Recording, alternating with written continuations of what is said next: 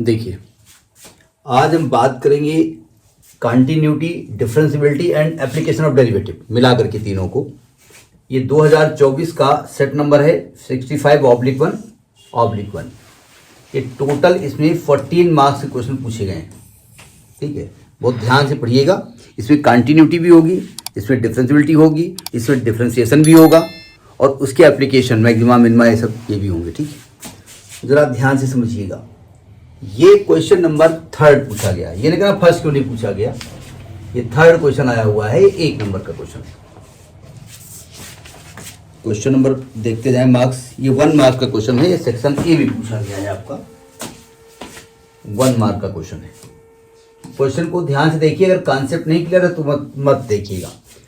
लिखा, which of the following statement is true for the functions f(x) is equal to x square plus 3 when x is not equal to 0 and 1 when x is equal to 0।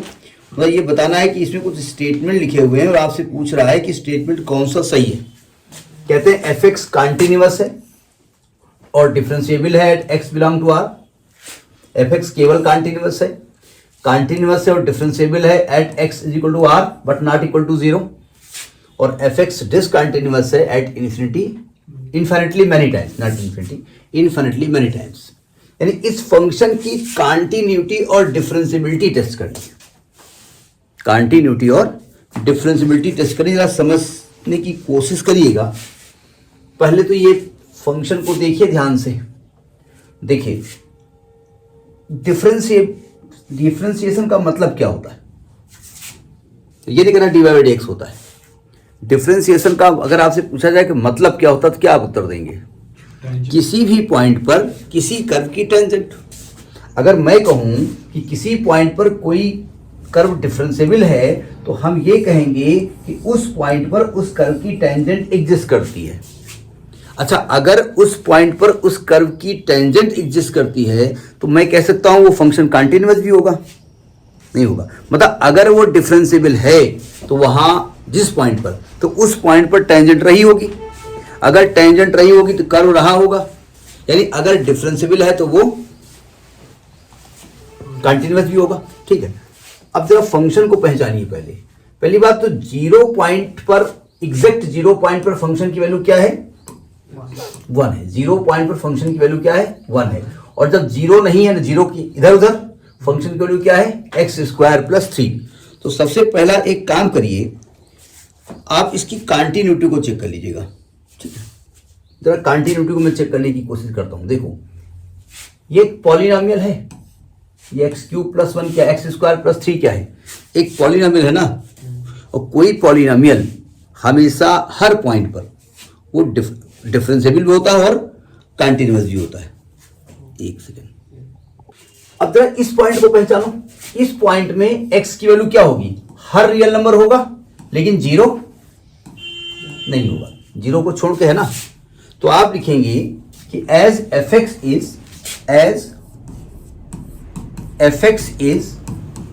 A polynomial. मैं इसकी बात कर रहा हूं जो पहले लिखा हुआ है, is a polynomial, so it is continuous and differentiable. ये शॉर्ट में काम चल जाएगा ना। एंड डिफरेंशिएबल किस पॉइंट पर, at x is equal to r - 0। ठीक, यानी इस पॉइंट पर ये फंक्शन कंटिन्यूअस भी और डिफरेंशिएबल है। चेक हो गया, इस पॉइंट की बात हो रही है। यानी ये कंटिन्यूअस भी और डिफरेंशिएबल भी है इस पॉइंट पर। लेकिन और चीजें सही है गलत है हमको नहीं मालूम ना। 0 पॉइंट पे गड़बड़ हो रहा है ना। 0 पॉइंट पे, 0 पे कुछ और है, 0 के इर्द गिर्द कुछ और है, तो हमको 0 पे भी टेस्ट करना पड़ेगा ना। 0 पे भी टेस्ट करना पड़ेगा। तो जरा 0 पे हम टेस्ट करने जा रहे हैं, सावधान। देखिए, at x is equal to 0 हम टेस्ट करने जा रहे हैं। At x is equal to 0 test करने जा रहे हैं। तो कंटिन्यूटी चेक करने के लिए क्या करना पड़ेगा, कंटिन्यूटी चेक करने के लिए आपको लेफ्ट हैंड लिमिट और राइट हैंड लिमिट निकालना पड़ेगा। एक सेकेंड, ब्राइटनेस कर रहा है, ये क्या बात है।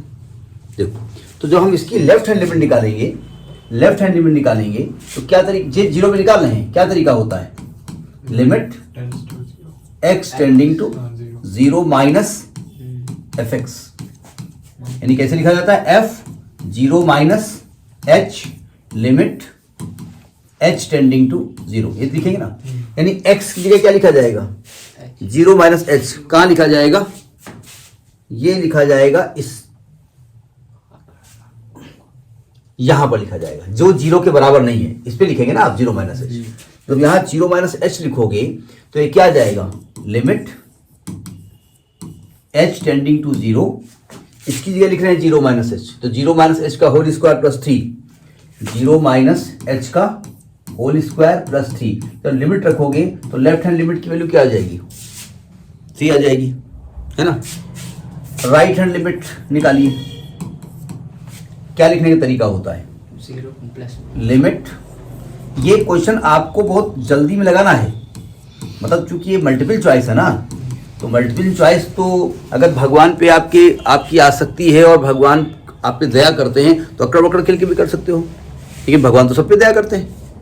और कहीं मान लिया दया उधर कर रहे हो और टिक तुम लगा दो, बोले अभी हम उधर दया कर रहे थे तुम शुरू कर दी हो, तो एक बार अपने आप रफली चेक कर लीजिएगा, क्या लिखेंगे यहाँ पर, x की जगह क्या लिखेंगे, zero plus h limit h tending zero, यही रखेंगे ना, तो ये क्या हो जाएगा, limit h tends to zero, zero plus h का होल स्क्वायर प्लस 3, यानी राइट हैंड लिमिट की वैल्यू की क्या हो गई, 3। और जब आप जीरो पर निकालेंगे, थर्ड पॉइंट, जब जीरो पर फंक्शन की वैल्यू निकालेंगे तो भैया जीरो पर फंक्शन की वैल्यू क्या दी हुई है, 1 दी हुई है, यानी ये 1 दी हुई है, तो आपने क्या क्या देखा कि right hand limit is equal to left hand limit but not equal to at zero, so it is discontinuous, so it is discontinuous at x is equal to zero, zero पे डिसकंटिन्यूअस है। अब सुनो ध्यान से, discontinuous का मतलब क्या हुआ, उस पॉइंट पे कर्व है ही नहीं, जब कर्व नहीं है तो टेंजेंट किसकी खींच दोगे, जब कर्व ही वहां नहीं है, ब्रेक है, तो वहां पर टेंजेंट खींचेगी, so and not differentiable also, यानी जीरो पर ये डिफरेंशिएबल नहीं होगा, तो कौन सा पार्ट सही होगा, देखो पहले ये कह रहे हैं कि एफ एक्स, अगर हम भाई इसमें क्या होता है कि हमको हर एक पार्ट को पढ़ के समझना पड़ेगा। पहला पार्ट करें कि एफ एक्स कॉन्टिन्यूअस है, differentiable x is equal to r, r बोले तो आर रियल नंबर, क्या हर रियल नंबर पे ये कॉन्टिन्यूअस था, जी नहीं, जीरो पे गड़बड़ था, जीरो पर ये x is equal to zero पर ये कॉन्टिन्यूअस नहीं था, तो ये पार्ट तो सही नहीं है। इट इज कॉन्टिन्यूअस एट, ये भी गलत है, ठीक है। It is discontinuous at infinitely many times, जी नहीं, यहाँ तो कंटिन्यूअस आ रहा है, तो ये वाला पार्ट सही है कि f x is continuous and differentiable at x belonging to r बना जीरो। अब आप कहेंगे आपने डिफरेंशिएबिलिटी चेक नहीं की, कोई जरूरत नहीं है, जब सब पार्ट हमको मालूम है, ठीक है, ये गलत है और ये पार्ट इतना सही था, तो रेस्ट अपने आप सही हो जाएगा, क्योंकि मल्टीपल चॉइस है। अगर हमको चेक करना होता तब तो डिफरेंशिएबिलिटी भी चेक करते, समझ नहीं पानी है, तो एक नंबर आपका पक्का हो गया। फोर्थ क्वेश्चन पूछा गया है, ये सेक्शन ए का है, ये भी 1 नंबर का क्वेश्चन है, 1 नंबर लायक है भी ये, जरा समझिएगा, कंसेप्चुअल है, अगर कॉन्सेप्ट क्लियर है तो ठीक है, अगर नहीं क्लियर तब भी ठीक है। कह रहा है कि एक फंक्शन है, it is continuous on close interval A B और differentiable on open interval A B. हमेशा कोई फंक्शन जो होता है वो ओपन इंटरवल पे ही डिफरेंशिएबल होता है, क्योंकि कॉर्नर पॉइंट पे टेंजेंट नहीं खींच जा सकती, इसलिए ओपन लिखा जाता है। यानी एक फंक्शन कंटिन्यूअस भी है और डिफरेंशिएबल है, तो कहते हैं ये बताओ, अगर ये स्ट्रिक्टली इंक्रीजिंग हो, अगर ये स्ट्रिक्टली इंक्रीजिंग हो तो ए बी में तो कौन सी कंडीशन फॉलो होती है, मालूम नहीं मालूम, नहीं मालूम कि नहीं मालूम, नहीं मालूम ना। स्ट्रिक्टली इंक्रीजिंग का मतलब ये होता है कि कर्व लगातार बढ़ते हुए क्रम में जा रहा है, ऐसे यही तो मतलब हुआ जाकर के, क्यों, यही मतलब हुआ। इसमें बताइए कौन सा पार्ट सही है, आपने अगर पढ़ा हो, आपको दिमाग थोड़ा काम कर रहा हो तो पढ़ा है आपने, नहीं मालूम है, देखो ध्यान से, अगर लगातार इंक्रीजिंग में होता है तो जो इसकी टेंजेंट होती है ना, ये टेंजेंट जो होती है, ये थीटा हमेशा बढ़ता रहता है, तो f dash x is always greater than zero for all x belonging to a comma b। समझ में बात नहीं है? अगर स्ट्रिक्टली इंक्रीजिंग है तो f dash x greater than 0 होगा, ये वाला पार्ट सही होगा। For all x belonging to a comma b, वो ओपन लिखा जाता है डेरिवेटिव के लिए। अगर केवल इंक्रीजिंग होता तो ये greater f dash x greater r equal to 0 होता है। अगर केवल इंक्रीजिंग होता है, स्ट्रिक्टली में ये इक्वल वाला साइन नहीं लगाया जाता है, ये वाला साइन यहाँ नहीं लगता है। समझ नहीं पानी है? तो इसका बी पार्ट इज सही। समझ में आई? बोले समझ में तो आई रही हो, आप लिख दोगे हम समझ लेते हैं। तो ये 1 नंबर का क्वेश्चन है। 13th क्वेश्चन पूछा गया है 1 नंबर का, मल्टीपल चॉइस ये भी है। कहता है derivative of sine x square with respect to x at x is equal to root pi, क्या होगा वैल्यू? डेरिवेटिव पढ़ा है आपने, डिफरेंशिएशन आपको आता है? बोले आता, हमको सब कुछ है। क्या करते हैं आप, इसको आपने कहा y is equal to sine x square. देखिए अगर डिफरेंशिएशन आता है तो अब एक स्टेप में लिखेंगे इसको, आपको हर स्टेप शो करने की जरूरत नहीं है। जब इसको डिफरेंशिएट करेंगे dy बाई डी एक्स करेंगे तो आएगा D by D x of sine x square. क्यों प्रकुल साहब, प्रकुल नाम है तुम्हारा कि विपुल? अरे उल है उसमें, चेन रूल आता है नहीं आता है आपको? हाँ सर, पहले साइन को करेंगे फिर देखो स्क्वायर का करेंगे। नहीं एक, हाँ वेरी गुड। नियम ये है कि भाई ये साइन एक्स होना चाहिए ना, तो हमने इसको मन में क्या मान लिया?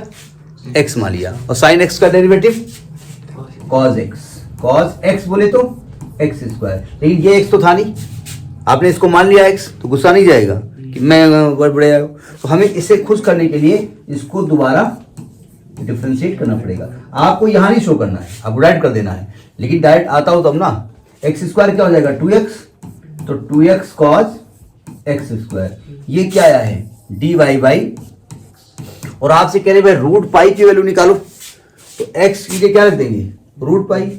जो आप यहाँ निकालेंगे d y by D x when x is equal to root pi, तो क्या आएगा 2 root pi cos pi. Cos pi की वैल्यू क्या होती है? कॉस पाई की वैल्यू क्या होती है? यही बराबर है ना, जो आपसे पूछा कॉस पाई तो है भाई, यही लगता है एक डंडा लेकर के और खोपड़ी में तंग से मार दिया जाएगी, खोपड़ी फट जाएगी, नुकसान हो जाएगा। -1 होती है। मतलब ये वैल्यू अगर आप इंटर में एग्जाम देने जा रहे हो और जेई का परीक्षा भी 24 तारीख को है, अब लगी है जेई वाले भी कहेंगे तुम घर ही बैठो, माइनस का 2 रूट पाई, 2 रूट पाई। ये आंसर सही है, माइनस का 2 रूट पाई। तो ये ऑप्शन आपका सही है, हो गया 1 नंबर पक्का। ठीक है, ये 13th नंबर क्वेश्चन आया हुआ है, सेक्शन बी का है, 21 का ए पार्ट है। ये 2 मार्क्स का क्वेश्चन है। क्वेश्चन को ध्यान से देखिएगा।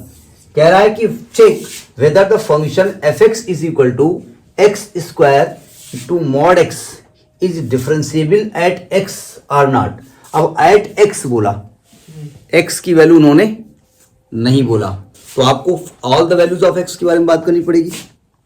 तो पहले तो मॉड को सॉल्व करना पड़ेगा आपको, मॉड को हटाना पड़ेगा आपको। देखिए अगर मैं मॉड को हटाना चाहूं तो एफ एक्स की डेफिनेशन कैसे बनेगी? F x is equal to, आपने मॉड एक्स की डेफिनेशन पढ़ी है कि मॉड एक्स को एक्स लिखा जाएगा पॉजिटिव जब x greater or equal to 0 हो, और माइनस एक्स लिखा जाएगा जब एक्स लेस देन 0 हो। ये आप जानते हैं। तो हमने कहा इसको लिखेंगे एक्स स्क्वायर इंटू एक्स, यानी कि एक्स क्यूब लिखेंगे। कब? जब x is greater or equal to 0 है। और इसको माइनस एक्स क्यूब लिखेंगे, वही माइनस एक्स आएगा ना, when x is less than 0 है। जरा समझने की कोशिश करो। हमसे वैल्यू, आप इसमें एक बड़ा कंफ्यूजन है, कुछ लोग 0 पे टेस्ट कर देंगे। आपसे उन्होंने वैल्यू ऑफ एक्स बोली है, उन्होंने ग्रेटर वाली नहीं बात की है। आप देखो पहला स्टेप देखिए, स्टेप 1 में क्या करेंगे? For x is greater than 0, मैं एक ग्रेटर की बात कर रहा हूं केवल, ग्रेटर देन 0, एफ एक्स की वैल्यू क्या है? एक्स क्यूब है। इज अ पॉलिनोमियल नहीं है, पॉलिनोमियल है कि नहीं है? बस ग्रेटर देन 0 मतलब एक्स की कोई वैल्यू हो, 1 2 3 4 5 1.5 कुछ भी हो, वो है पॉलिनोमियल। और आप जानते हैं कोई भी पॉलिनोमियल हमेशा डिफरेंशिएबल होता है और कंटिन्यूअस होता है। So it is differentiable, so it is differentiable and continuous for all x belongs to r greater than 0। समझ में आई बात? यानी 0 से बड़े जितने भी नंबर हैं उनमें एक कंटिन्यूअस भी है और डिफरेंशिएबल भी है। ठीक है, स्टेप 2 में क्या करेंगे?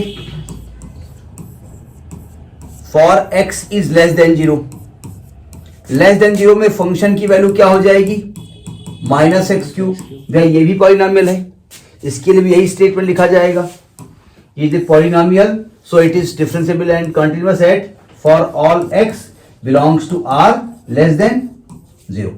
समझ में आ गई बात? नहीं है, लेकिन एग्जैक्ट 0 पे कर्व अपने नेचर को चेंज कर रहा है। इक्वल टू 0 पे कुछ है, ग्रेटर पे वही है और लेस पे चेंज हो गया। तो हमको जो कंटिन्यूटी या डिफरेंशिएबिलिटी चेक करनी पड़ेगी वो किस पॉइंट पे करनी पड़ेगी? 0 पे करनी पड़ेगी। हमसे केवल डिफरेंशिएबिलिटी बात कर रहे हैं ना, कंटिन्यूटी। अच्छा, कंटिन्यूअस क्यों लिख रहे हो? केवल डिफरेंशिएबिलिटी लिखो, कंटिन्यूअस मत लिखिएगा, ठीक है? कंटिन्यूटी की बात नहीं की है। तो हम केवल चेक करेंगे differentiability at x is equal to 0। ठीक है, तो आप लिखेंगे वी चेक, इसको ध्यान रखिएगा, we check the differentiability, we check the differentiability at x is equal to 0। बस 0 पे हम चेक कर लेंगे। देखो ध्यान से क्या होता है, पहले आप लेफ्ट हैंड डेरिवेटिव निकालते हैं जिसको LF-0 लिखेंगे। फॉर्मूला याद है ना? फॉर्मूला क्या होता है, जब किसी पॉइंट पे निकालते हैं तो F0 minus H minus F0 upon minus H limit H tending to 0। तो आप अपने मन में बोल रहे होंगे, अगर ये वाला नहीं बोल रहे होंगे तो आप मन में बोल रहे होंगे शिट, हाँ आता था, इतना ही गलत हो गया, केवल माइनस गलती हो गई, आता तो है ही हमको। x को क्या लिखेंगे आप? 0 माइनस h। कहाँ लिखेंगे? जहां फंक्शन 0 से छोटा, ये है ना, यहां लिखेंगे 0 माइनस h। तो यहां जब लिखोगे तो क्या आएगा? Limit h tending to 0 minus 0 minus h का होल क्यूब माइनस 0 कहाँ लिखेंगे? जहां फंक्शन 0 के बराबर, यहां लिखेंगे 0, तो 0 हो जाएगी वैल्यू अपान माइनस h। जब इसको सॉल्व करोगे तो आएगा लिमिट h टेंडिंग टू 0। देखिए, जब तक h कैंसिल वगैरह नहीं हो जाती तब तक लिमिट आप ऑपरेट नहीं करेंगे।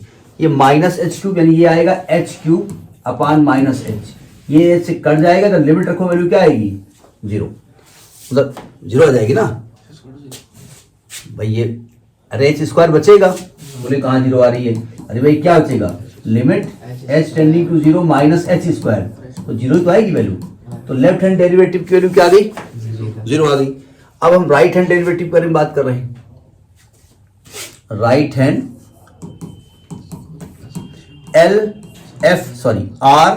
R(f)(0) क्या फॉर्मूला होता है? F0 plus H minus F0 upon H limit H tending to 0। F0 plus H कहाँ लिखेंगे?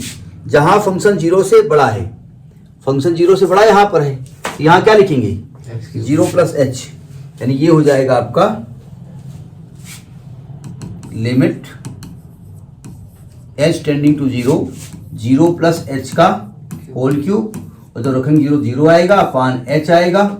इसको जब सॉल्व करोगे तो लिमिट H टेंडिंग टू 0, तो ये H स्क्वायर बचेगा, वैल्यू आ गई 0। तो लेफ्ट हैंड डेरिवेटिव और राइट हैंड डेरिवेटिव बराबर आ गया ना, तो आप लिखेंगे कि left hand derivative at 0 is equal to right hand derivative at 0। आपने कहा यानी कि so it is differentiable, so it is differentiable at x is equal to 0 also. क्या आपने देखा कि 0 से बड़े नंबर पे ये डिफरेंशिएबल है, 0 से छोटे नंबर पे डिफरेंशिएबल है, 0 पर भी डिफरेंशिएबल है। तो this shows that this shows that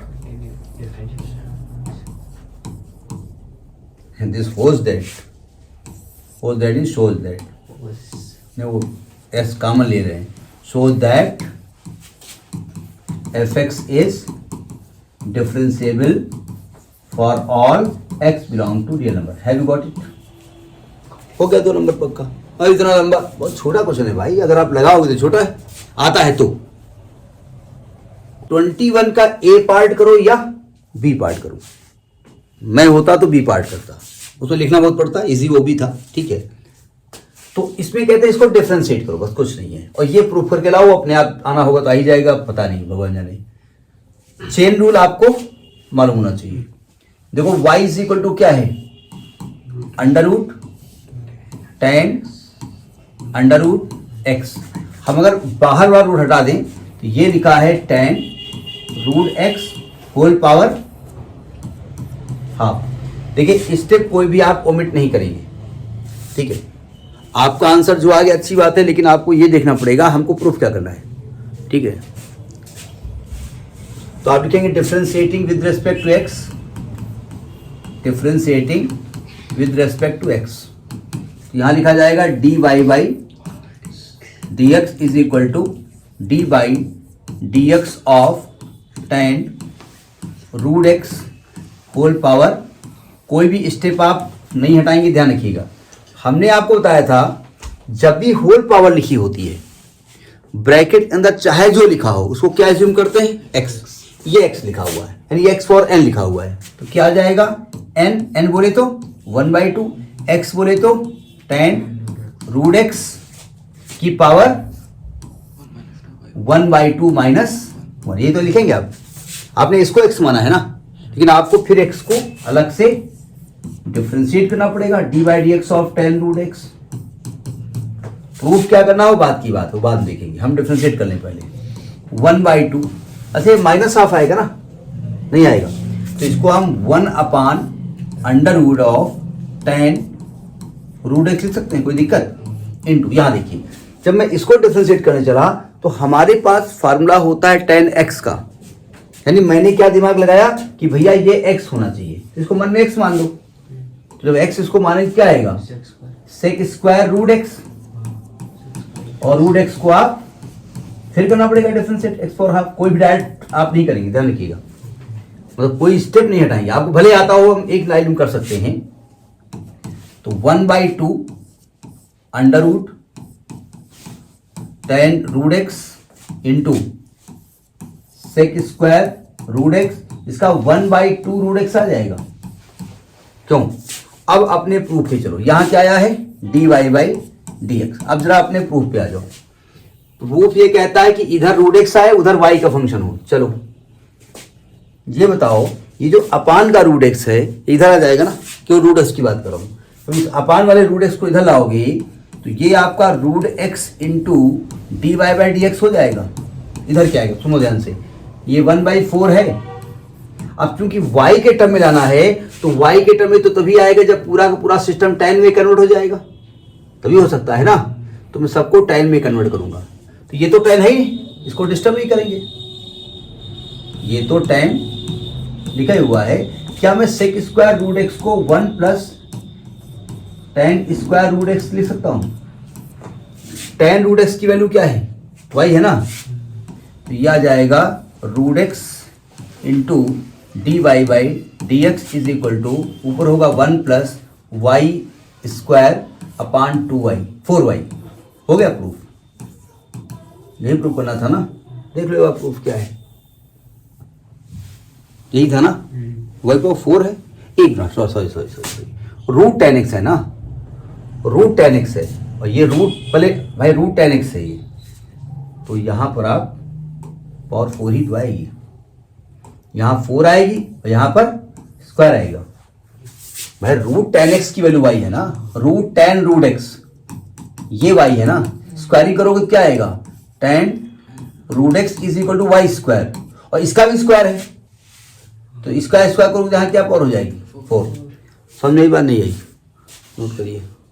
गलती इसलिए हो रही कि आप ध्यान ही नहीं दे रहे हो, हम भी नहीं ध्यान दे रहे हैं। ये रूट लगा हुआ है, तो यहाँ रूट कहाँ लगा हुआ है, यही गलतियां होती हैं। ये रूट लगा है ना, तो यहाँ भी रूट होना चाहिए, तो यहाँ रूट हो जाएगा, तो यहाँ स्क्वायर नहीं होगा, ठीक है। मतलब अब हमारे पास तो रीटेक का ऑप्शन है, आपके पास नहीं है, नोट करिए। 22वां क्वेश्चन ये आया है, ये भी सेक्शन बी का है, ये भी 2 मार्क्स का है। ये कह रहा है कि show that the function f x is equal to 4x³ minus 18x square plus 27x minus 7 has neither maxima nor minima. देखिए 2 तरीके हमने बताए थे आपको मैक्सिमा मिनिमा की, और बताए थे मतलब बताए थे। एक फर्स्ट डेरिवेटिव टेस्ट था, एक सेकेंड डेरिवेटिव टेस्ट था। हम इस क्वेश्चन को दोनों टेस्ट से बताते हैं, ठीक है। पहले फर्स्ट मेथड हम लगाने जा रहे हैं, फर्स्ट मेथड लगाने जा रहे हैं, first derivative test. First derivative test मैं समझा दूंगा कहां से लफड़ा है। सबसे पहला काम क्या है कि y, जो इसको y मान लो, fx मान लो, जो भी मन कर रही, y मान लेते हैं। y इज इक्वल टू, ये है 4x³ minus 18x square plus 27x-7। इसका सबसे पहला काम होता है, आप इसको डिफ्रेंशिएट कर दीजिए। तो जब इसको हम डिफ्रेंशिएट करेंगे dy/dx तो आएगा 12x² माइनस 36x प्लस 27। यहाँ से आप 3 कॉमन ले सकते हैं ना, 3 ही कॉमन हो पाएगा। तो 3 चौक 12, 4x² माइनस 12 36, 12x प्लस 3 9 27। अगर ध्यान से आप देखिए तो ये लिखा है 2x माइनस 3 का होल स्क्वायर। अब देखो ध्यान से, हम फर्स्ट डेरिवेटिव टेस्ट बता रहे हैं। देखिए, अगर कोई कर्व ऐसा है,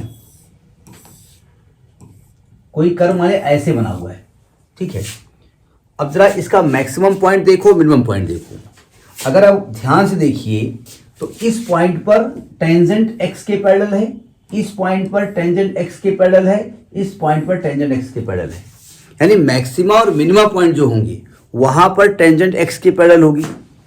अगर वो x के पैरेलल होगी तो उसका स्लोप कितना होगा? 0। यानी फॉर मैक्सिमा और मिनिमा इसको 0 कर देते हैं, फॉर मैक्सिमा और मिनिमा इसको 0 कर देते हैं। ये फर्स्ट डेरिवेटिव टेस्ट में भी करते हैं और सेकंड डेरिवेटिव टेस्ट में भी करेंगे, आधा तो कॉमन होगा। तो आप लिखेंगे फॉर मैक्सिमा और मिनिमा, फॉर मैक्स और मिन, dy/dx को हमने क्या कर दिया? 0 कर दिया। यानी कि 3 इंटू 2x माइनस 3 का होल स्क्वायर आपने 0 कर दिया। तो x की वैल्यू आ गई 3/2। अब x की वैल्यू जरा समझने की कोशिश करो। यहां तक बात समझ में आ गई ना? अब थोड़ा मैं समझाने की कोशिश कर रहा हूं, थोड़ा कर्व को बड़ा बनाएंगे तब मैं समझाऊंगा। अब देखो ध्यान से, अगर मैं मान लूं कि ये x 3/2 है, मैं मान लूं मिनिमा पॉइंट है। जरा देखिए, अगर इसके पहले कोई पॉइंट है आपका और उस पॉइंट पे मैं कहूं आप टेंजेंट खींचो, तो टेंजेंट कुछ ऐसे खींचेगी? नहीं खींचेगी। जो इसका थीटा होगा वो ग्रेटर देन 90 होगा, इसकी स्लोप निगेटिव होगी, m नहीं होगी। और इसके जस्ट बाद अगर टेंजेंट खींचो ऐसे खींचेगी, इसकी स्लोप कैसी होगी? पॉजिटिव होगी। यानी अगर पहले स्लोप निगेटिव है फिर पॉजिटिव हो रही है तो ये पॉइंट कौन सा पॉइंट रहा होगा? मिनिमा नहीं रहेगा। अगर ये पॉइंट यहां रहा होता तो इसके पहले टेंजेंट ऐसे खींचती, इसका स्लोप पॉजिटिव होता, और इसके बाद में टेंजेंट ऐसे जाती, इसका स्लोप। तो अगर स्लोप पॉजिटिव से निगेटिव हो रहा है तो वहां कहां रहा होगा? मैक्सिमा। तो मैं क्या करूंगा, मैं अगर ये पॉइंट 3/2 लूं या ये 3/2 लूं, इसके थोड़ा सा पहले और इसके थोड़ा सा बाद मैं dy/dx का नेचर निकालने जा रहा हूं। नहीं समझे? इसके थोड़ा सा पहले और इसके थोड़ा सा बाद अगर नेचर चेंज हो रहा है, मतलब देखिए पॉजिटिव से निगेटिव हो रहा है तो मैक्सिमा है, निगेटिव से पॉजिटिव हो रहा है तो, और निगेटिव से निगेटिव हो रहा है तो ना तो मैक्सिमा ना तो मिनिमा, पॉजिटिव से पॉजिटिव हो रहा है तो ना इधर मैक्सिमा ना मिनिमा। समझ में? हम क्या करने जा रहे हैं? अब देखो, मैं इसका नेचर निकालने जा रहा हूं। तो मैं इसको क्या करूंगा, यहां पर x की वैल्यू लिखूंगा, वैल्यू ऑफ x, यहां नेचर ऑफ dy/dx लिखूंगा, नेचर ऑफ dy/dx लिखता हूं। ठीक है, देखो पहले मैं x ग्रेटर देन 3/2 लिखता हूं। अब आप यहां पर रफ वर्क ना करिए, फेयर में आप चेक कर लेंगे। देखो मैं मान लेता हूं अगर ग्रेटर देन 3/2 है तो x को 2 मान लें और 2 रख के यहां चेक करें। तो यहां रखोगे तो आएगा 3, 4 माइनस 3 का होल स्क्वायर, यहां पॉजिटिव ही आने वाली वैल्यू है भाई, होल स्क्वायर निगेटिव ऐसे भी नहीं होगा। यानी यहां वैल्यू क्या आने वाली है? पॉजिटिव। वैल्यू नहीं लिखनी है आपको, केवल आपको नेचर न कहिए साइन कह दीजिए, आप नेचर भी न कहिए, वहां कहिए साइन। आप देख रहे हैं SIGN। ठीक, जब x लेस देन 3/2 लिखोगे, 3/2 1 मान लो, तो 1 लिखोगे क्या आएगा 3, 2 माइनस 3 का होल स्क्वायर, तब भी पॉजिटिव आएगा।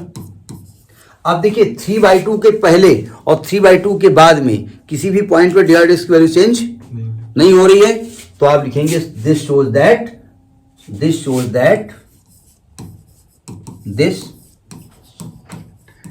That at x is equal to 3/2 function is neither maxima neither max nor min। समझ में आई बात नहीं है, ये फर्स्ट डेरिवेटिव टेस्ट होता है, इसी से काम चल जाएगा। काहे के लिए सेकंड बताएं, जब किसी और क्वेश्चन बता देंगे।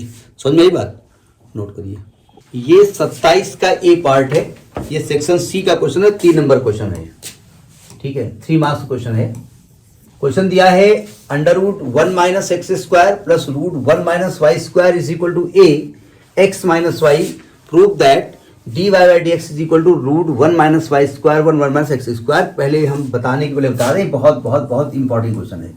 मतलब हम क्या कहेंगे, examiner like seat, love seat, जो भी आप उसके लिए यूज करें तो ज्यादा बेहतर है। जरा समझने की कोशिश करो, अगर आप सिंपल इसको डिफ्रेंशिएट करते हो तो ये रिजल्ट नहीं आएगा। अब बहुत बिल्कुल मार चाहे खोपड़ी से नोट डालें, फिर ऐसी मार खुजली उजली कही कि कहूँ हैंस प्रूव्ड लिख दें लास्ट, तो अलग की बात। पहली बात तो ए वहां घुसा होगा, तो हमें यहाँ पर मजबूरी यह है कि हमको सब्स्टिट्यूशन करना पड़ेगा। यहाँ पर थोड़ी सी बातें यहाँ पर सीखनी पड़ेगी, हमको सब्स्टिट्यूशन करना पड़ेगा। हम x और y को कुछ ऐसा सब्स्टिट्यूट करेंगे ये रूट हट जाए। अब रूट हटने के लिए जरूरी है रूट में स्क्वायर आ जाए, और रूट में स्क्वायर होता है 1 माइनस साइन स्क्वायर अल्फा, करेंगे तो कॉज स्क्वायर आएगा, या कॉज कर दें। तो मैं एक काम करता हूं अपनी जानकारी के लिए, x को मैं लिखे दे रहा हूं साइन अल्फा और y को लिखे दे रहा हूं मैं, नहीं साइन ही लिखें, साइन बीटा। तो अल्फा जब बाद में आएगा तो उसको क्या लिख देंगे हम, साइन इनवर्स एक्स बाद में आएगा, और जो बीटा बाद में आएगा तो लिखेंगे साइन इनवर्स। भाई ये तो अपना पर्पस सॉल्व करने के लिए कर रहे हो ना, मतलब निकल गया तो पहचानते नहीं, जा रहे हैं जैसे हमें जानते नहीं है। जैसे लड़का जब पढ़ लिख जाएगा और 1 आध महीने की फीस लेके भाग जाएगा, गार्जियन को भी मिलेगा कहनो फीस, और वो बता रहा है कि गुरुजी तो मतलब का तो बैठे रहते रहे और पढ़ा न रहे, फिर अंदर चले जाते रहे, फिर लेटिन में बैठे रहते हैं, पनी पिया करते हैं। तो ऐसा बताएगा कि तुम 2 कौड़ी के मास्टर हो, जो तुमने फीस ली है अभी से तो वो वापस कर जावा करके, तो अंत में कहता आप खिंचा चले आओगे। तो यानी कुल मिलाकर के ये जो इस्तेमाल हम केवल अपना पर्पस सॉल्व नहीं कर रहे हैं। यहाँ करो जब रखो वैल्यू, तो यहाँ जब रखोगे तो क्या आएगा, कॉज अल्फा आ जाएगा ना, डायरेक्ट कर दूं मैं, आप नहीं करेंगे।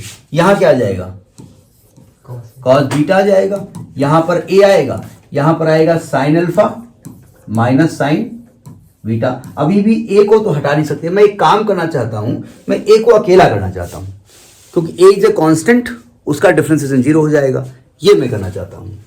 तो मुझे एक फॉर्मूला लगाना पड़ेगा जो कि हमारी मेमोरी में तो होगा नहीं, तो तुमने पहले ना बोल दिया, हाँ नहीं है। एक फॉर्मूला होता है cos c plus cos d is equal to होता है 2 cos c plus d/2 into cos c minus d/2। आता नहीं था तो आप वो सिमेट्री बन रही इसलिए कर रहे हो।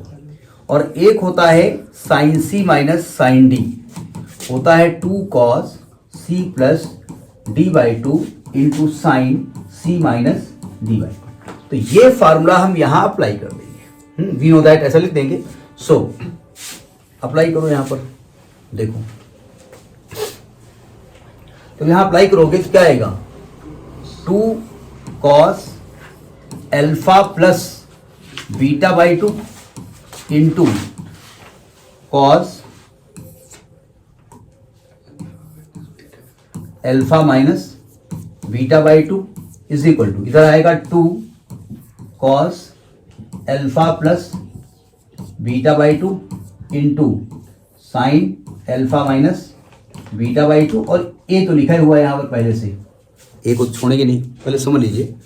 ये 2 से 2 काट दिया, कॉज वाले से कॉज वाला काट दिया, एंगल सेम है ना इसका, साइन कॉज का, साइन को इधर ले आओ। ए को अकेला करना चाहते हैं, रूट को हटाना चाहते हैं, तो ये क्या आने वाला है, ये आने वाला है cos alpha minus beta upon sine alpha minus beta is equal to A. ये कॉट लिखा है ना, cot alpha minus beta by 2 is equal to A. अगर मैंने अल्फा और बीटा की वैल्यू यहां रखने की गुस्ताखी की तो कॉट जो है ना काट खाएगा, नाम ही है काट। हाँ, तो काटने के लिए बैठे हुआ है, तुम बताओ ना, कॉट को उधर ले जाओ। Alpha minus beta by 2 is equal to cot inverse A हो जाएगा, उधर जाएगा तो कॉट इनवर्स बनेगा ना। 2 को उधर ले जाओ, तो अगले स्टेप में आप इस 2 को गायब करके यहां लिख देंगे, ऐसे ना रब कर देना, ठीक है। अब देखो ध्यान से, अब अल्फा की वैल्यू क्या थी, अल्फा की वैल्यू क्या थी, साइन इनवर्स एक्स, और बीटा की साइन इनवर्स वाई। तो अल्फा की वैल्यू आ गई sine inverse x minus sine inverse y is equal to 2 cot inverse a. अब मैं इसको x के रेस्पेक्ट में डिफरेंशिएट किए जा रहा हूं, differentiating with respect to x। तो इसका आएगा 1/√1 minus x square minus 1/√1 minus y square into d y by D x, और कॉट इनवर्स का होगा 1/1 प्लस ए स्क्वायर निगेटिव, तो आएगा। नहीं समझे, समझ में आ गया, खाक समझ में आ गया। ये कांस्टेंट है, इसकी वैल्यू 0 होगी। कांस्टेंट का डेरिवेटिव क्या होता है, कहाँ से लिख दिया आपने, बोले हमने थोड़ी लिखा, हम तो हूँ बोल रहे। पर टीचर कुछ कहे तो हमें, हमारी मजबूरी, हम हूँ ही बोलते हैं। और क्या बोलते हैं, आता हो तो कुछ बोले। आपने कहा यस हूँ, कैट मीन्स बिल्ली, यस, रैट मीन्स शेर, यस, हैं, जेब्रा मीन्स ऊंट, यस, जितना आता वही बोलेंगे, वेरी गुड। ये उधर ले जाओ, क्यों खुजा है भाई, क्यों खुजा है? खोपड़ी ना खुजलाए तो करें क्या, हमें बताएं क्या क्या क्वेश्चन पूछे जाते हैं। अरे सिंपल सी बात, 2 की टेबल पर दो, हमको करना क्या है जिंदगी में भाई, आलू का भाव कैसे निकालेंगे, ये निकाल लो, हो गया प्रूफ। ये प्रूफ करना था ना आपको, इधर देखो। अब ये अगर वो सिंगल रूट के अंदर था, आपने डबल रूट लगा दिया, सिंगल रूट कर दो तो ये आपका आ जाएगा d y by D x is equal to √1 minus y square upon 1 minus, समझ में आई बात। देखिए 27 का बी पार्ट क्या कहता है, ये भी चूंकि उसी ए पार्ट का ही पार्ट है, आप ए करिए या बी करिए, हमने इसलिए यहाँ पे और भी लगा रखा है। और ये भी आपका 3 मार्क्स क्वेश्चन है, ये लगाओ या ये लगाओ। ये कह रहा है कि भाई y is equal to 10x to power x then find dy by D x. अगर मेथड मालूम है तो, क्यों मालूम नहीं है क्या मैं बताया, फिर भी तो कर सकते हैं। देखो चूंकि पावर में कुछ लिखा हुआ है, हमने 2 तरीके के पावर की फॉर्मूले पढ़े हैं। D by D x of x की पावर n होता है nx to power n minus 1। इसमें खासियत क्या है कि क्योंकि x के रेस्पेक्ट में आप डिफरेंशिएट करते हैं तो x को वेरिएबल मानते हैं, तो यहां पर x वेरिएबल है और पावर में इसके कांस्टेंट लगाइए, पावर में कांस्टेंट है, ठीक। दूसरा पावर का जो फार्मूला मेथड होता है कि भाई d by D x of a to power x, तो ये होता है a to power x log a to base e. इसमें क्या खासियत है, इसमें खासियत ये है कि बेस में कांस्टेंट है, पावर में वेरिएबल है। तीसरा अगर ये लिखा होता है d by D x of a to power a, तो ये 0 हो जाता, क्योंकि बेस में भी कांस्टेंट है और पावर में भी कांस्टेंट है। लेकिन अगर वेरिएबल टू पावर वेरिएबल हो तो मैं ये फार्मूले अप्लाई नहीं कर सकता, मैं कर सकता हूं ऐसे, लेकिन अब दिक्कत मैं कर दूं और आपके टीचर उसको काट दें तो मैं बता नहीं सकता ठीक है, बिना लॉग के भी ये क्वेश्चन हो सकता है, लेकिन अभी नहीं बताएंगे, फिर किसी दिन बात करेंगे। तो अब क्या करें, अब देखो हमारे पास क्वेश्चन है y is equal to 10x to power x, 10x to power x। Problem यह है कि वेरिएबल टू पावर वेरिएबल है, तो सबसे पहले पावर से उतारिए उसको। अच्छा कोई अगर पावर में बहुत अपने आप को दिखाएगा मैं पावर में पावर, तो उसको पावर से उतारने का तरीका लॉग होता है। अच्छा लॉग में डंडा होता है, ले वो डंडा तुम्हारी ऐसी तैसी मारो साले, पावर बता रहे हो, नीचे उतर आएगा, नहीं वो तो वो वाला पावर होता है। यहां पर लॉग ले लीजिएगा, तो taking log both the side लिखेंगे आप, log y is equal to आएगा लॉग, अच्छा बेस यहां पर e है, ध्यान रखिएगा, 10x टू पावर x। आप यहां पर ये वाला लॉग यूज कर रहे हो, लेकिन अब अगर फॉरेन कंट्री में या बड़ी यूनिवर्सिटी में आप जा करके करेंगे तो आपको लॉग से काम नहीं चलेगा, आपको एलएन लिखना पड़ेगा, नेचुरल लॉगरिथम। ठीक है, अब लॉग का ये रूल होता है, रूल ये है लॉग का कि अगर log m to power n हो तो जो पावर में n होता है ना पहले आ जाता है, यह आ जाता है n log m। बस पावर से नीचे उतारने के लिए लॉग का इस्तेमाल किया गया है, तो हमने इसको पावर से नीचे उतार दिया। तो इसका मैं यहां इस्तेमाल कर देता हूं, तो यहां पर x नीचे उतर आएगा, यह आएगा log 10x। बेस यहां पर e है, ध्यान रखिएगा, ये log y हो गया। अब जो वेरिएबल टू पावर वेरिएबल, ये हिंटेल लाल्टेन, ये काम खत्म हो गया। अब सिंपली इसको डिफरेंशिएट कर दो, differentiating with respect to x, differentiating. देखो ये यहाँ पर मच्छर चल रहा है, इतना सेंसिटिव है कि वो कलर अपने आप छोड़ता चला जा रहा है। अब क्या किया जाए, मच्छर भी हमारे यहाँ कितने सेंसिटिव हैं। देखिए differentiating with respect to x क्या आएगा, देखो log y का क्या हो जाएगा, 1/y dy बाई dx। अब साफ साफ दिख रहा है, यहां पर प्रोडक्ट को लगाना पड़ेगा, first function into D by D x of log 10x plus second function log 10x into D by D x of x। कोई भी स्टेप आप स्किप नहीं करेंगे, हर एक स्टेप को शो करना पड़ेगा, ये ध्यान रखिएगा, है ना। तो ये आएगा 1/y dy by dx is equal to x। सावधान, जब मैं log 10x को डिफरेंशिएट करने गया तो मेरे पास फार्मूला आया log x का, मतलब मेरे मन में आ गया ये x होना चाहिए, तो इसको मन में x मान लो।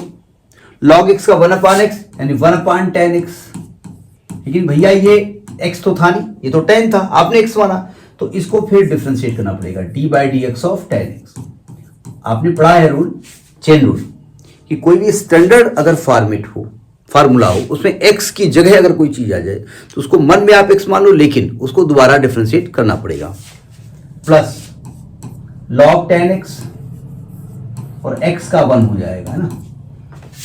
तो आ जाएगा, अभी y को उधर नहीं ले जा रहे हैं क्योंकि उधर बहुत भीड़ है, कहते सब व्यवस्थित हो जाए फिर बात करें, फिर x y को ले जाएंगे उधर।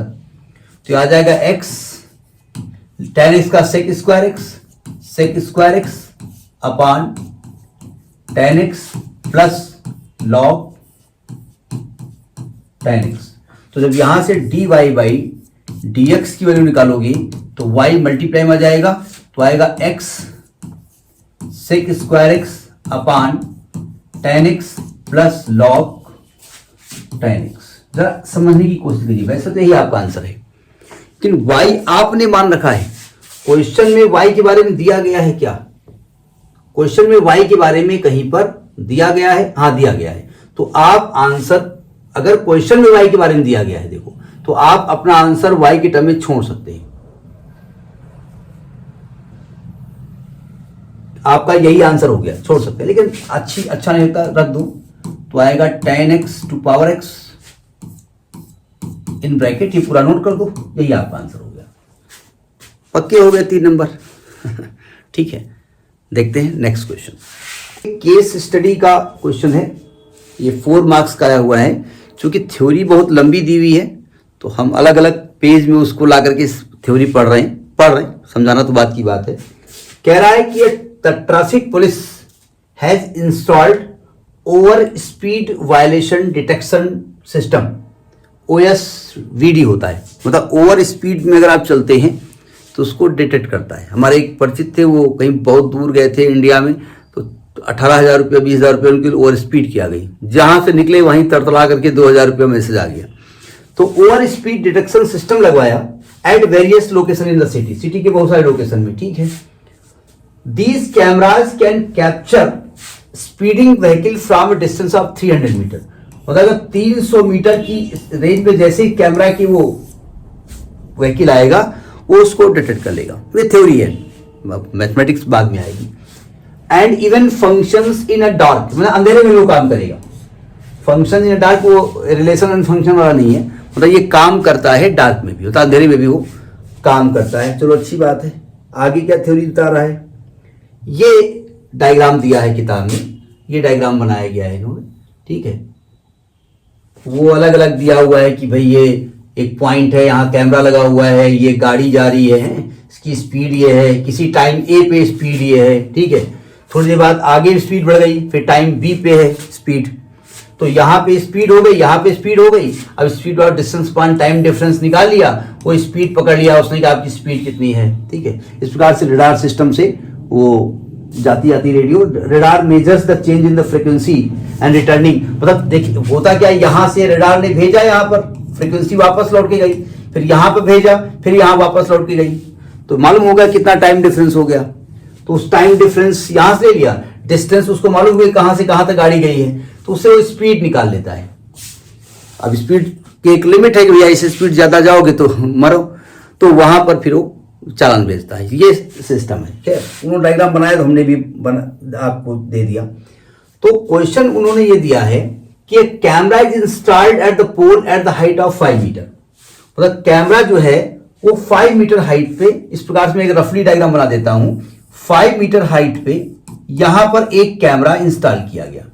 अब मैं कैमरा नहीं बनाने जा रहा हूं, मान लेते बी पॉइंट पे कैमरा इंस्टॉल किया गया है ना, 5 मीटर हाइट पे। It detects a car travelling away, मतलब दूर जा रही है, from the pole at speed of 20 metre per second. मतलब अगर हम dx/dt speed of the car निकाल लें तो वो दिया है 20 मीटर पर सेकेंड। इसका क्या यूज होगा हमको नहीं मालूम। At any point x metre away from the base, मतलब जो कार है वो बेस से x मीटर दूर है, यहां पर कार है C पॉइंट पर, है ना, ये मान लिया A पॉइंट है, तो यहां पर जो कार चल रही है उसकी स्पीड है 20 मीटर पर सेकेंड, है ना।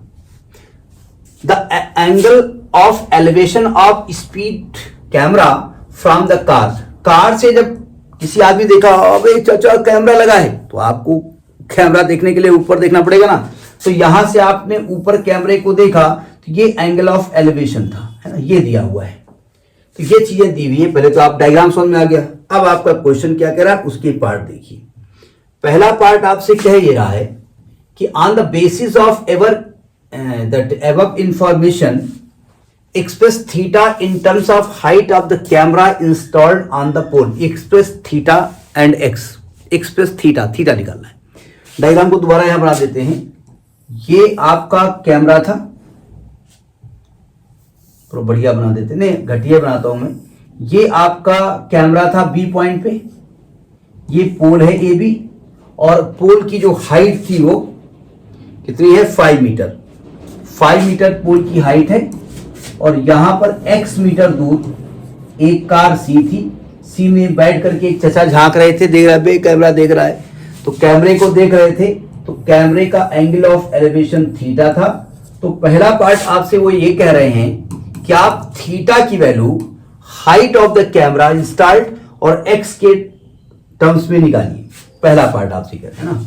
तो अब सिंपल सी बात है, इस थीटा के हिसाब से ये परपेंडिकुलर है, ये बेस है, तो आपको सिंपल सी बात 10 लगाना पड़ेगा। तो यानी कि tan theta is equal to perpendicular 5/x, तो थीटा की वैल्यू आ जाएगी tan इनवर्स 5/x। पहला पार्ट समझ में आ गया।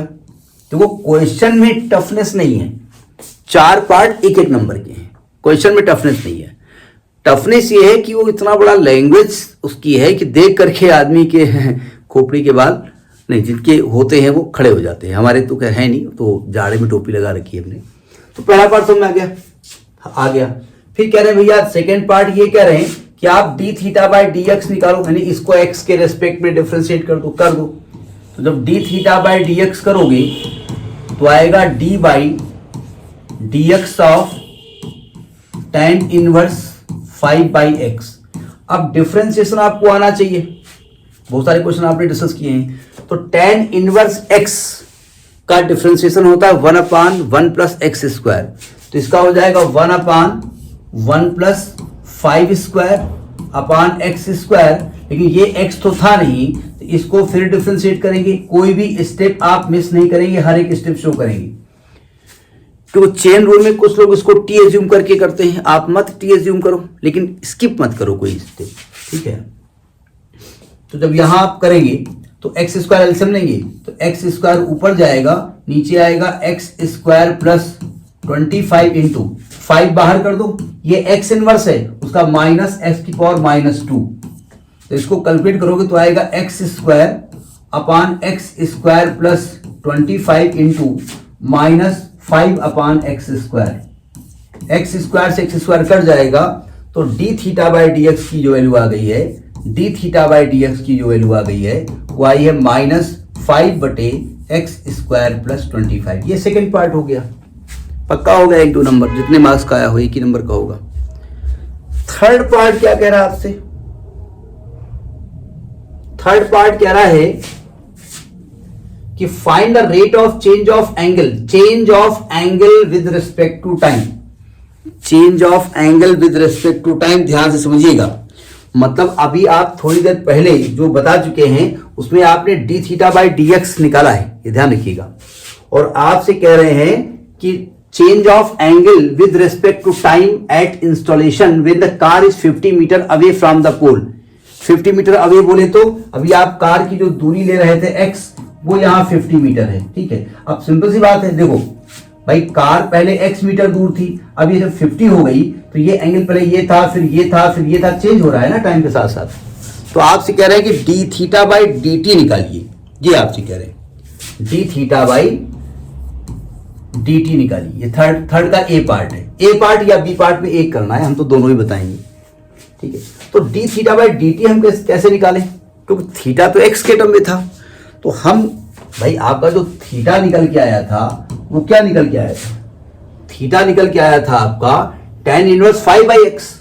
तो टी के टर्म में कैसे हम ले आवे? तो मैं अगर D theta by D T को हम चाहें तो क्या मैं D theta by D X into D x by D T नहीं लिख सकता? लिख सकता हूं ना मैं भाई। जब थीटा एक्स का फंक्शन नहीं है, सॉरी टी का फंक्शन नहीं है, तो मुझे चेन रूल लगाना पड़ेगा। हमसे टी के रिस्पेक्ट में पहले एक्स करेंगे फिर डी एक्स करेंगे, या यूं कहिए मुझे डी टी लाना है तो डी एक्स से डिवाइड और मल्टीप्लाई कर दिया। D theta by D x की वैल्यू आप निकाल चुके हैं। क्या निकाला आपने D theta by D x? -5 upon x square plus 25। तो -5 अपान एक्स स्क्वायर प्लस 25 और into D x by D T को पहचानते हैं आप भैया? dx by D T is the rate of change of displacement या speed with respect to time. Actually ये क्या चीज है? स्पीड ऑफ कार है। और स्पीड ऑफ कार कितनी दी है? 20 मीटर पर सेकेंड। तो जो आपका D theta by D T की वैल्यू है वो है आपकी -100 भाई 20/500 हो जाएगा अपान एक्स स्क्वायर प्लस 25। और आपसे कह रहे हैं D theta by D T कब निकालो? भाई थीटा चेंज हो रहा है जब आप कार 50 मीटर अवे हो। मतलब आपसे कह रहे हैं कि D theta by D T निकालो कब?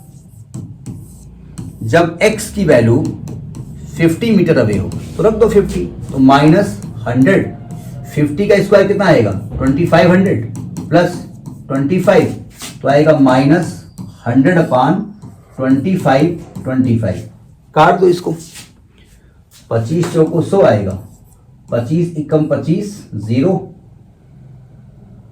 25 एकम 25 101, -4/101 आएगा। ये आएगी वैल्यू -4/101। यूनिट क्या होगी? ऊपर थीटा है तो रेडियन, नीचे टाइम है तो सेकेंड, रेडियन पर सेकेंड। समझ में आ गई बात? तो बोले ठीक, ए पार्ट नहीं आता तो बी करो, तो बी का है, जब ए नहीं आता तो बी कहां से आएगा? अब बी पार्ट में कुछ और आपसे कहा है, मतलब उन्होंने आर लगाया। देखो ये आर केवल इस पार्ट के लिए है, ए पार्ट या बी पार्ट। उनका ये नहीं आता मान लिया, ठीक है। अब बी पार्ट करो, क्या कह रहा है? If the rate of change of angle of elevation with respect to time of another car at distance of 50 metre from the base is 3/101। अब d theta by D t दे दिया उन्होंने, दे दिया तो कहते हैं स्पीड ऑफ कार निकालो। थोड़ा चेंज किया इन्होंने, देखो यहां पर d theta by D t दे दिया इन्होंने, इस वाले में d theta by D t जो है ना वो दे दिया है 3/101। और D theta by D t आप क्या निकाल चुके हैं? मतलब अब आपने कहा, हमने कहा हम कहाँ निकाल चुके हैं? हम तो पहला पार्ट कर ही नहीं रहे भाई, आपने कर दिया, लेकिन हमने भी निकाला है ना। तो इसको क्या लिखेंगे? D theta by D X into D x by D T is equal to 3/101। ये आंसर का भी बात कर रहे हैं, ये ध्यान रखिएगा। और D theta by D X के लिए क्या निकाली आपने? D theta by D X निकाला है आपने 5-5/x² + 25 -5/x² + 25 into D x by D T निकालना है, rate of change of X with respect to time. ये तो स्पीड आप कार होगी, इज इक्वल टू 3/101। निकाल लो d x by D t. तो जब आप d x by D t निकालोगे तो आएगा 3/101 इंटू x² + 25 - 5। माइनस का क्या यूज होना हो बाद में बात करेंगे। अब आपको ये कह रहे हैं कि D x by D T कब निकालो? जब ये 50 मीटर अवे है, एंडर कार है 50 मीटर अवे है। अब ये नहीं कहना 50 मीटर अवे तो वाली जो कार थी उसकी स्पीड दी है भैया, वो अनदर कार बोल रहा है, किसी और कार के बारे में बात कर रहा है ना। तो ये जो हम करेंगे तो आएगा आपका 3/101 इंटू 2525 से आ जाएगा, अभी आप बता चुके थे, अपान -5। जब इसको सॉल्व करेंगे आप, माइनस से मतलब नहीं है, 3/101 इंटू 5 से काटो 55 0 55 तो 505, ये कट जाएगा, 5 आएगा, यानी -15 मीटर पर सेकेंड ये स्पीड आएगी, -15 metre per second, -15 metre per second. और जब इसका अब आप जब स्पीड निकालेंगे, मैग्नीट्यूड ऑफ स्पीड, तो आपका प्लस कर दो, माइनस ये शो कर रहा होगा कि इसकी स्पीड डायरेक्शन अपोजिट होगी, पोल की तरफ आ रही होगी, ये भी हो सकता है, ठीक है। तो इस प्रकार से क्वेश्चन आए हैं। और आपका ये जो टोटल डिफरेंशिएशन, डिफरेंशिबिलिटी और कंटिन्यूटी, डिफरेंशिबिलिटी और एप्लीकेशन ऑफ डिफरेंशिएशन पूरा मिला के ये 14 मार्क्स का क्वेश्चन पूछा गया है। तो ये हमने पहला सेट 65/1/1 2024 को डिस्कस किया, /1 कर दिया है। अब /2 और /3 जब हम अगले डिस्कस करेंगे तो उसमें वो क्वेश्चन डिस्कस नहीं करेंगे जो ऑलरेडी आप कर चुके हैं। तो नोट करिए इसको।